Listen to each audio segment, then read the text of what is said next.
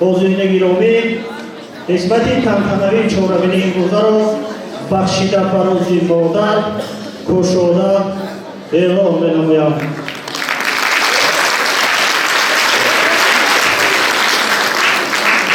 سخن تبریکاتی را با کمال احترام به رئیس ناحیه بلجوان محترم سفرزاده بختیار غنی می‌گویم.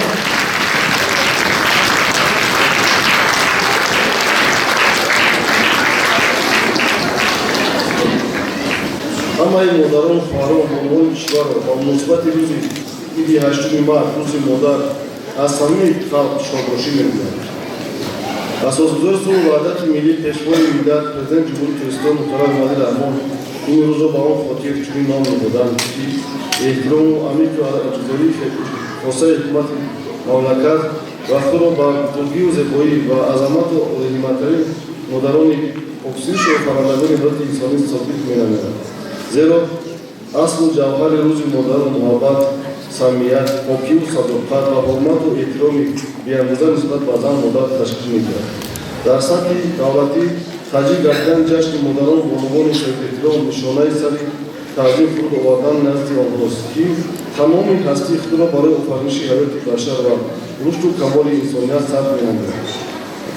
مهر و محبت بی‌نهایت مادران است که هر سال این جشن با شکوه و شهامت خاصه تجدید گردیده. ما فرزندان را وادار می‌سازیم که بر قدر و منزلت و بزرگی فروتنی مادران و بانوان ارزیابی کنیم و قرض فرزندی خود را در نزدشان برجا آوریم. در رابطه با این می‌خواهم خاطرنشان کنم که باید مادران و بانوان را نه تنها در روزهای جشن گرامی داریم بلکه در زندگی هر روزه با قدر خود فراسی و جانثاری محبت و مهربانی و پارسایی آنها رسیم و مقام برنده‌شان را پست کنیم. هر یک نوزان مادر تربیت کرده است و غیر است. اولین اسطوره که است برای هر یک این مادر است که با ما حیات بخشیده می‌رسد. زندگی را داده می‌رسد. این مادر است. اما وقت در کجایی که باشیم پیش از آن اگر اون مصیبت یا اون وضعیتی که باید که می‌کنیم اول مادر بهترین شخصیت والیهای جهان این مادر است که ما و شما را در میان آورده است. مقامات جرای حکومت دولتی ناحیه بلجوان راهنمای حکومت جمهوری ترکستان راهنمای نماینده حکومت جمهوری ترکستان در ناحیه بلجوان راهنمای سازمان مقیم راهنمای مقام جرای حکومت دولتی میگه که خدمت محترم رئیس ملت رئیس هر شما شخصا بازمان شدن کنید سند کلیفت‌ها روزی مادر صدقاً تبریک نمودم با شما متناسبی موفقیت‌های نام و نام عثمان هستم. سلامت باشید. تشکر زیاد محترم رئیس مادران بانوان عزیز حضورین گرامی امروز یک قطار مادران بانوان ناحیه برای سهمی ازنده گذاشتن در پایداری اویلا و آرامی و آسایشتگی جامعه بخشیده بر روز مادر به سپاسنامه رئیس ناحیه بلجوان سرفراز گردانده می‌شوند. مقامات اجرایی حکومت دولتی ناحیه بلجوان سپاسنامه برای سهمی ارزنده گذاشتن در مقامات محلی حکومت دولتی داشتن مسئولیت بلند در اجرای وظیفه‌های خدمتی انتظام نمونه‌ای سعی و کوشش‌های دائمی برای بلند برداشتن مهارت کسبی اجرای سریع‌وقتی دستور سپارش‌ها و اشتراک فعالانه در چاره‌بینی‌های سیاسی و جمعیتی شیرعلی و منظوره مدیر شعبه تشکیلی و کار با کادرهای دستگاه رئیس ناحیه بلجوان با سپاسنامه رئیس ناحیه بلجوان سرفراز گردانده می‌شود. رئیس ناحیه بلجوان سفرزاده بختیار غنی. ممنون.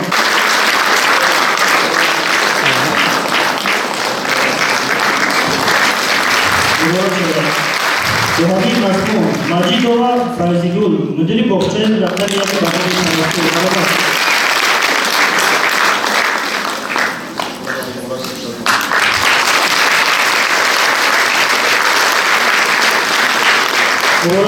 روحانی مضمون اشرا و رخشانه متخصص کشور شعبه تشکیلی و کار با کادرهای دستگاه رئیس ناحیه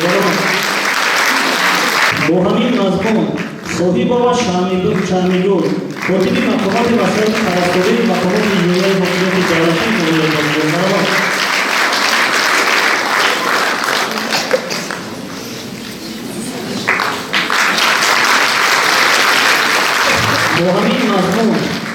Назруллоева Галатби, мутахассиси бахши бойдории мақолоти иҷроияи ҳокимияти давлатии Номия. Баробар.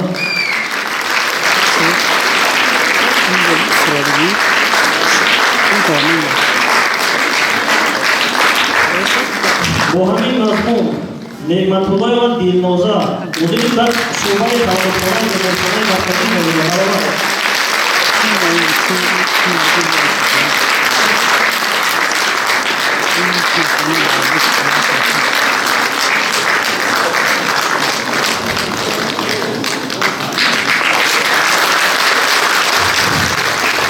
Бо ҳамин мазмун Нуриддинзода Мавзуна, мудири бохчаи касабонаи рақами ду барои ҷоноя. Баробар.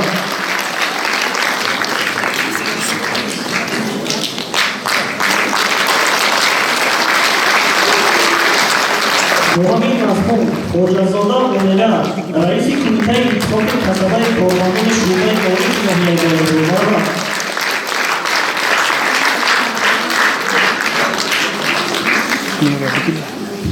бо ҳамин мазмун Холматова Шаҳро, умумвори хосаи таҳсилоти миллати рақами як Номия. Баробар.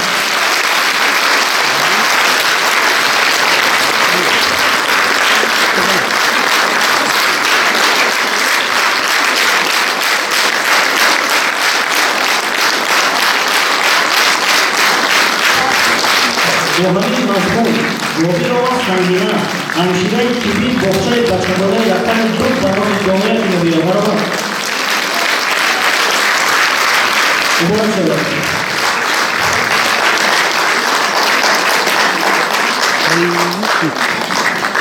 бо ҳамин мазмун Баҳодурова Зулқада, ҳамшираи тиббии воситаи давлатии кӯмаки аввалии тиббии мустақилони Номия.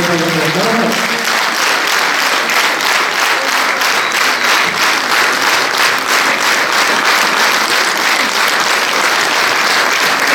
Муборак шавад.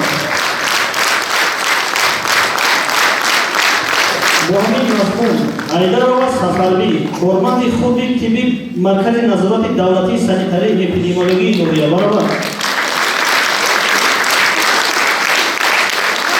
бо ҳамин мазмун Хушнудаи Раҳмон, хонандаи синфи 11 муассисаи таҳсилоти миёнаи умумии рақами 10 Номия. Баробар.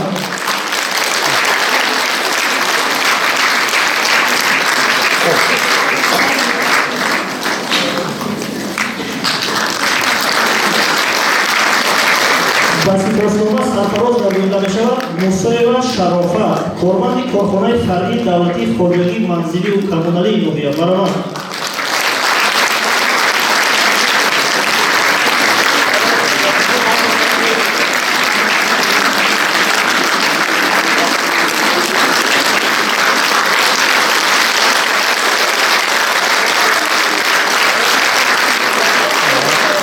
ба сипоснома сарфароз гардонида мешавад Назирова Наргиз, фароши варзишгоҳи марказии Номия. Баробар.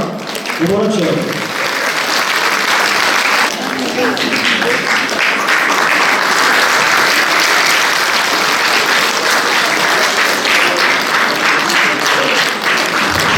ба сипоснома сарфароз гардонида мешавад Хоҷаева Зарина, корманди корхонаи фаръии давлатии хоҷагии манзилию коммуналии Номия. Баробар.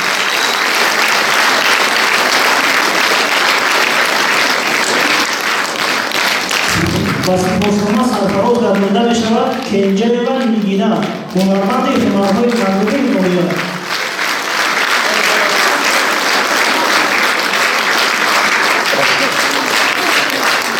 Муборак шавад.